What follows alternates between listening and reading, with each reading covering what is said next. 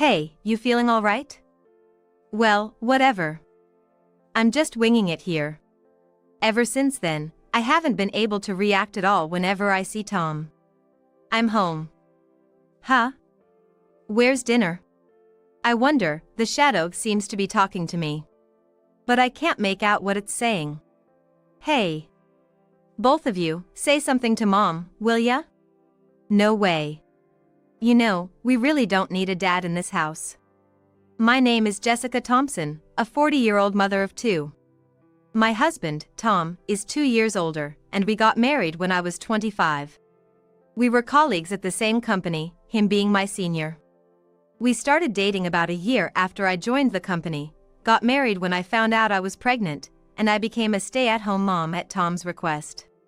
He said, "I'll earn enough, so all you need to do is take care of the house." Back then, I found those words very reassuring. Then our son, Mark, was born, and 2 years later our daughter, Emily, came along.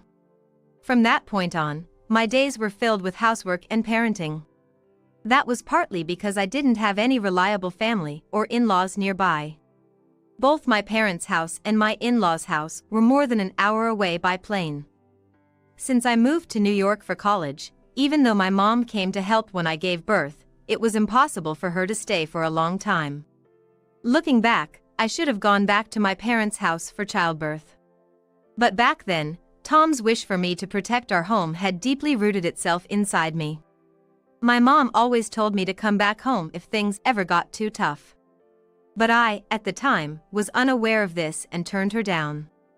Now, Tom is a sales manager at a mid-sized trading company. And this year, with Emily entering junior high, I've started working part-time. Tom suddenly started saying this to me. You know, I've been thinking. It's probably better if Mark goes to a private high school, don't you think? As for me, I was fine with whatever he preferred, be it public or private. Actually, where I grew up, public schools were the only option, so I didn't really understand the difference. But it seemed like Tom had a different perspective. You might not be aware of this, but in the corporate world, the university you graduate from creates significant cliques. You can't really get into a good university if you go to a public high school. Private is definitely the way to go. I wish he would have told me all of this when Mark was entering middle school. This is ridiculous. If I really want to go somewhere, I'll look up a good prep school myself. And with that, Mark starts searching on the computer, showing me various local prep schools, summer programs, and winter courses. Emily, being a brother's girl, watches from behind and asks him to let her know if he finds anything good. Sadly, my kids are better at gathering information than I am. So as a parent, the least I can do is not get in the way of their future plans. That's why, to contribute even a little to the tuition, I started working part-time, not just relying on Tom's income. But when I brought this up, Tom just said, "Well, if that's what you want, let him do as he please. You just want him to get into a good school. That's about all a parent can do, isn't it?" And that was all he had to say. He's right, of course. But every time he said that, I couldn't help but feel a bit abandoned. Maybe it's because I barely spend any time with Tom. Since Emily was born, the intimate side of our marriage has completely vanished. Of course, it might have been because I was always busy and exhausted from childcare. Tom did say to me, "If it's too hard, you should hire someone to help." I appreciated those words. But they also made me push myself too hard to handle everything on my own. I even collapsed from exhaustion once. That's when I finally broke down and called my mom, crying. She panicked and flew in to help, staying with me and the kids for a while. I even told her about Tom's suggestion to hire a babysitter. If he's saying that, you should take him up on it once in a while. You've always been like this, trying to do everything by yourself until you're completely overwhelmed. Saying this, my mom stroked my head as I lay there, and I felt both comforted and pathetic at the same time. Yes, I always wanted to handle everything Tom asked of me on my own. And at night, I would be so exhausted that I'd just fall asleep. Before I knew it, we had become a couple in name only. And by the time I realized that this might not be good for our marriage, so much time had passed that I had lost count of the years. Sure, there were times when I thought, why won't he help me? Why doesn't he play with the kids once in a while?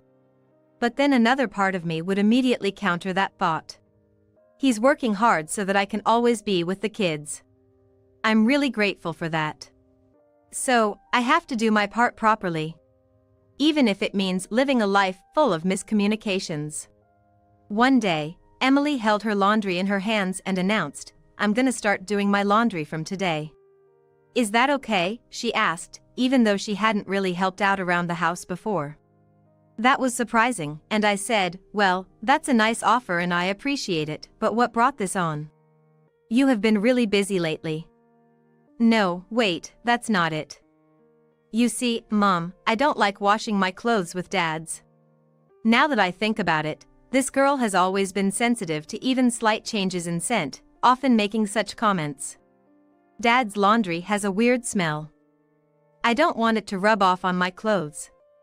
You don't put any scent on your clothes, Mom, which is good.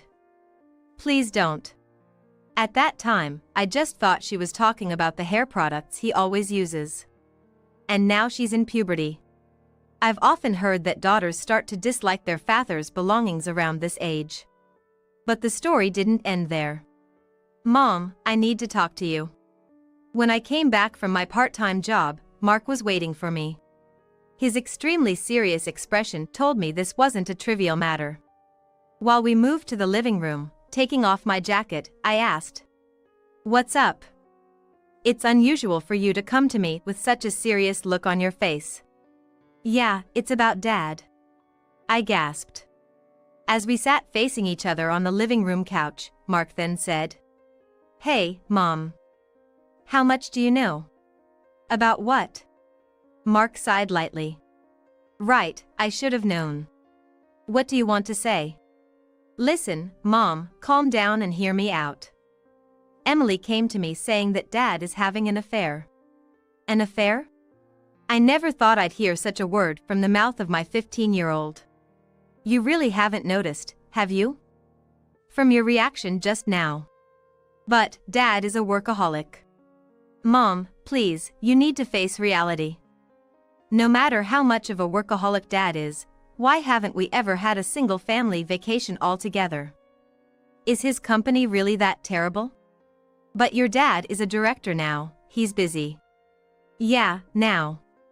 But he was a manager before. And you know what, we have families like that in my class too. The parents are so busy they hardly ever see their kids, but at least they take them on overseas vacations in the summer to make up for it." "What about us?" Mark added on. I fell silent. Now that he mentions it, that's true. I, and only I, take the two of them to my parents' and my in-laws' homes out in the countryside for major holidays like Thanksgiving and Christmas. Since it's a plane ride away, we also take the opportunity to travel around various places. There are a decent number of tourist spots as well. So, I thought that was good enough. No, maybe I was trying to convince myself that it was good enough. I always thought Dad was irresponsible. Irresponsible? He's the one supporting our livelihood. That's a parent's obligation, isn't it? What Emily and I are trying to say is whether Dad is actually interested in you or us. I felt as if I had been struck by lightning. So, it's finally been said out loud. And Emily, she first hated the smell of Dad's laundry. Then she realized it smelled like women's perfume. When she hangs out with her friends on her days off, right? Even if she doesn't buy it, she'd at least check out the perfume testers, right? She noticed that the scent from Dad's laundry mostly smelled like women's perfume. Emily is sensitive to smells and remembered that. And, I have something to apologize to you for. What? I skipped cram school a few times and tried following Dad. What? You did that late at night? I apologized in advance because I thought Emily might try to do it if I left her alone. And you know, Dad isn't working crazy late hours. He doesn't leave exactly on time, But he left the office around 7 p.m. and there was a woman with him. They went straight to the downtown area together. I didn't have the guts to follow them any further on my own. Of course not, I exclaimed. Yeah, so that's all I can tell you. I'll apologize to you, Mom. I shook my head vigorously. You're not the one to blame here. But what comes next is a matter for adults. Yeah. But remember this, Emily and I are on your side, Mom. Actually, we haven't talked about it since then. But honestly, I had a sneaking suspicion myself. I just didn't want to admit it. So I pretended not to see. I believed that was the way to protect our family. But it was the children who couldn't take it anymore. This is not right. I can't keep making the kids feel bad because of my stubbornness.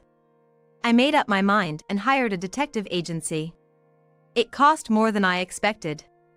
But I think it was worth pouring my part-time job earnings into it. The result was as bad as it gets.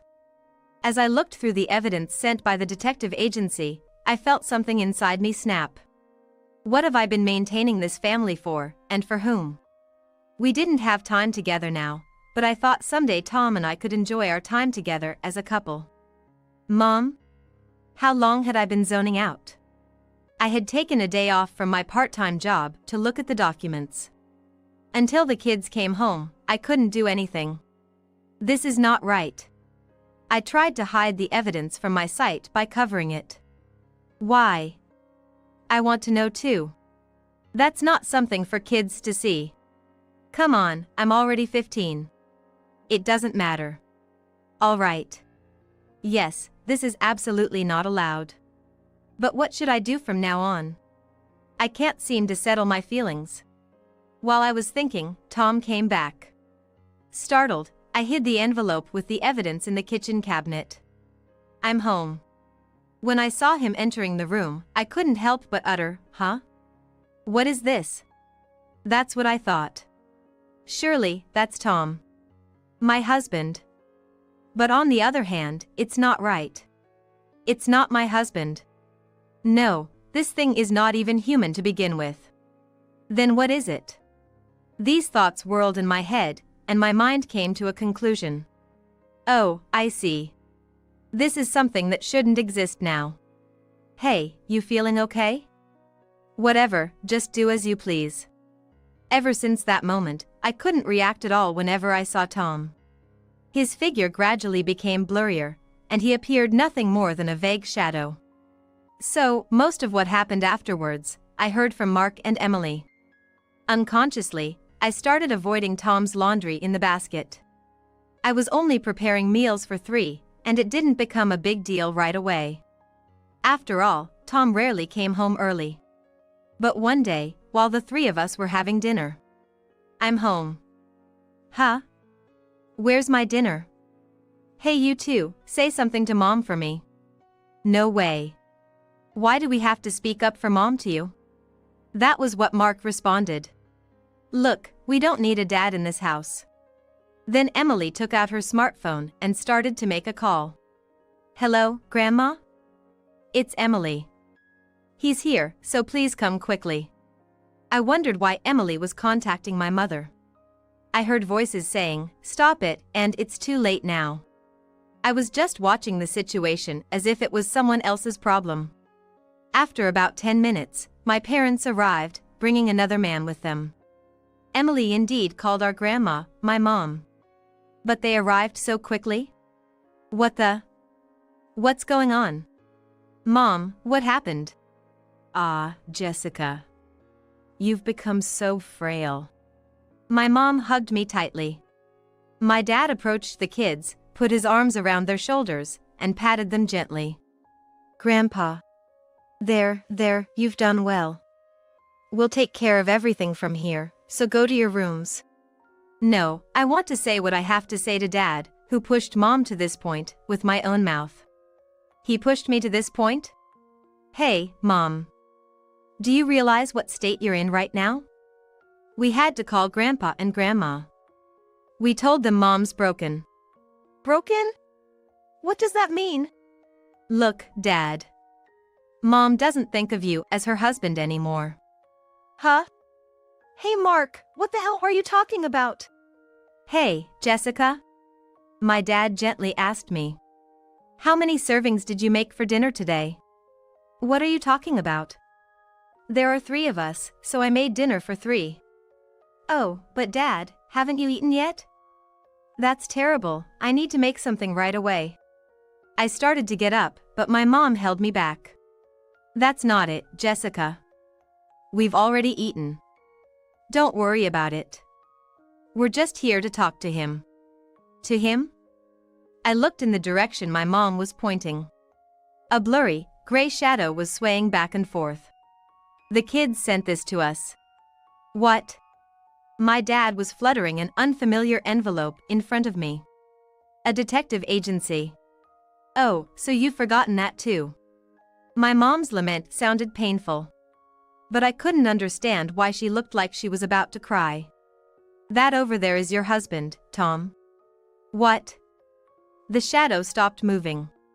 What do you mean, Jessica? The shadow seemed to be saying something to me. But even though the words reached my ears, they didn't make any sense in my mind. That's what I've been saying.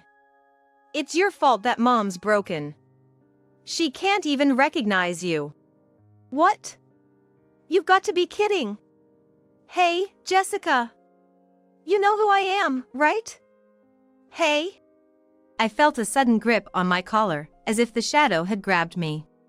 But still, it was as if the words were coming from a distant place, and I couldn't understand what was being said. That's not gonna work, Dad. Take a good look into Mom's eyes. Let go of Jessica's hand, Tom. My dad pulled me away from the shadows. Then, both of my parents started furiously shouting towards the shadows. Mom, you might not understand what I'm saying right now, but... Mark actually grabbed both of my hands and looked straight into my eyes. We noticed that something was off with you, Mom, so we contacted Grandpa and Grandma. My behavior? Yeah, Mom. It's like you can't see Dad, because you can't stand the fact that this guy is cheating on you. That's not true. Mark, your dad has already passed away, you know. What? Such an absurd voice came from the shadows.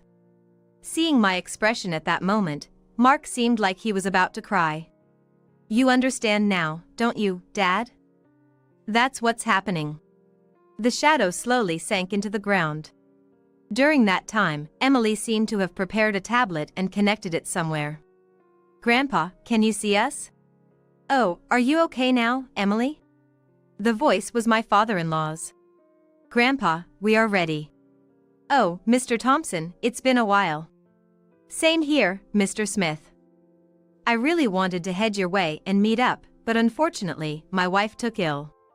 I'm so sorry to hear that. Your wife was very fond of Tom. She was indeed overly devoted to our son. Hey, Tom. A voice loud enough to crackle came from the tablet. What is it, Dad? I've got your share of the evidence copied over here. It must have been a shock for Jessica. Dad, even you. Enough, it's been years since you visited us for the holidays. The only reason I haven't said anything is because Jessica always defended you. I never asked her to do that. Still talking back? Your mother was always troubled, not being able to refrain from complaining to Jessica about you not coming home. She knew she shouldn't have said those things, but couldn't help expressing her regret. And yet, you couldn't come because of that? Want me to read out the documents? Mr. Thompson, could we handle that part here, please? Of course, let's take a good look at how our son reacts to this. Well, let me say this. You've been in an unmistakably close relationship with your coworker, Marie Young, for 10 years, causing rumors around the office.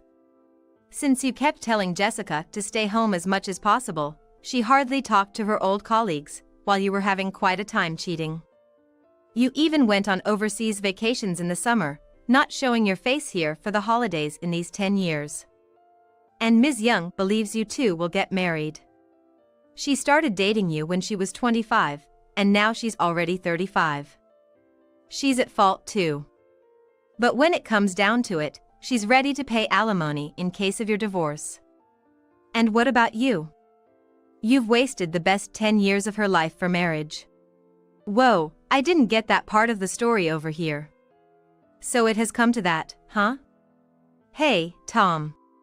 There seemed to be a slight tremble in the shadow. Tom, just sign the divorce papers that Mr. Smith's lawyer has prepared right away. And as for driving Jessica to this point, you and Ms. Young are going to pay damages. Don't even think about skimping. Dad, please, I'm begging you. Help me out. I refuse. Listen, Tom, the moment we went through those documents, your mother collapsed and has been hospitalized ever since. Whose fault do you think that is? Mom is. I'd like to give you a piece of my mind right now. You've been cheating for 10 years, how dare you show your face and say that to me? Your mother is in her hospital bed, crying every day, regretting how she brought you up. But, Dad, you're my parent, shouldn't you be helping me? At your age, most people are starting to think about taking care of their parents, and here you are, talking like a spoiled brat. Don't worry, we won't be a burden to you. We are cutting ties with you. That's just. Oh, and by the way, it's a good thing you are an only child. The inheritance we were going to leave you, we will give it all to Mark and Emily. Dad, please don't say that, help me out. Enough. I'm hanging up now. Mr. Smith, I leave the rest to you. Ms. Young is at fault, but she seems to be more deceived by this guy than anything. But I'll leave that to your discretion. Do whatever you see fit with the two of them. Very well. We'll handle this thoroughly. And don't worry, we won't cause any physical harm. The image and sound from the tablet cut off. Now, let's discuss the divorce. The man who came with her seemed to be a lawyer, making his way to the front. So, Jessica, you wish to proceed with the divorce? A divorce? We are a family of 3. Yes, but we need you to officially sign here to proceed. Right. Even if the husband is gone, I guess I still need to file the paperwork. Gone? That's when I truly realized, sorting out my thoughts later, that I actually believed he was gone at that moment. My husband was gone, and he was no longer here. I couldn't pinpoint when it happened, but as time went by, in my mind, Tom's affairs and constant absence were replaced with the idea that he had died. That's why, even though he was right in front of me, I couldn't perceive him as a living person, he was just a vague shadow. Of course, this became clear after receiving counseling later on. So, even though there were contradictions in the fact that I was able to live this life, I couldn't notice them. All I kept thinking was that I wanted to protect the life I had with my 2 children, Mark and Emily. That was all. As for not calling Ms. Young to this meeting, it was a decision made after discussions between my parents and my in-laws. Showing the kids their father's affair partner in the flesh was just too much. Especially for Emily. So, Ms. Young had a one-on-one conversation with a lawyer. It seems like she had made up her mind because she apologized repeatedly. I didn't think it was okay. Even if he kept saying we would get married someday, 10 years is just too long. Still, I was clinging on to a sliver of hope. And she also talked about my odd state. I was constantly told by him that his wife was cold, but I didn't think it was true. Apparently, he had always told her that I was a cold woman who always excluded him from the family. I changed from feeling sympathy for him to falling in love with him, but now I see, I was just being deceived. Her voice was trembling with anger at that moment. Mr. Lawyer, I will definitely pay the compensation to his wife. On top of that, I have a request. I want to sue him for marriage fraud. Is it possible? Do you have any evidence? I recorded his words just in case a time like this would come. What about getting married to him after he divorces his wife? I've completely woken up after this incident. I'm going to break up with him. Even though she is referred to as a veteran clerk in the office, it seems she is a very skilled worker. The evidence was properly collected and organized. It seems that because she loved him, she couldn't help but hate him intensely. In the end, Tom had turned even the woman he thought was on his side against him. Later on, both of them ended up resigning from the company. However, the circumstances were slightly different. Their relationship had spread to a certain extent within the company. It just hadn't been made public. That's why it was a big deal when Ms. Young exposed that she was suing Tom. "What the hell, you're doing such a thing? I've been meeting with you because you were always saying that your wife was cold to you and you couldn't divorce her. So what? You came along for the summer vacation trip, didn't you? It was you who came crying to me, saying that your wife told you not to come." I was surprised hearing about the state your wife was in. She thoroughly exposed everything to the people around, and then Ms. Young resigned voluntarily. The compensation from her to me was paid in a lump sum. It was accompanied by a short letter saying, "I apologize." Tom eventually had to resign as well. An employee who causes a lawsuit is not needed, that's what it came down to.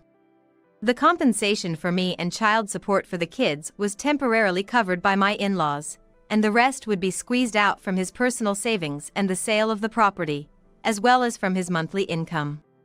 But considering his age and the fact that he was in a managerial position, I wonder what kind of job he can get now. Well, it's none of my business, but I started to receive treatment at the hospital immediately after driving Tom into a corner. Half of it was for examinations and the other half was for counseling. Since it was determined that there was no disruption to my life aside from the issues with Tom, I decided to move back to my parents' house with my kids. I'm sorry for making you change schools at a time like this. It's okay. It's about time for entering high school anyway. I would have been separated from my friends either way. I'm a bit sad about being away from my friends. But it's much better than living with that man. I really want to cherish my kids who say such things. I'm still continuing with counseling. Just not having the root cause of the problem there is a big relief. I'm thinking about going back to work full-time once I get a little better. For the kids and for myself.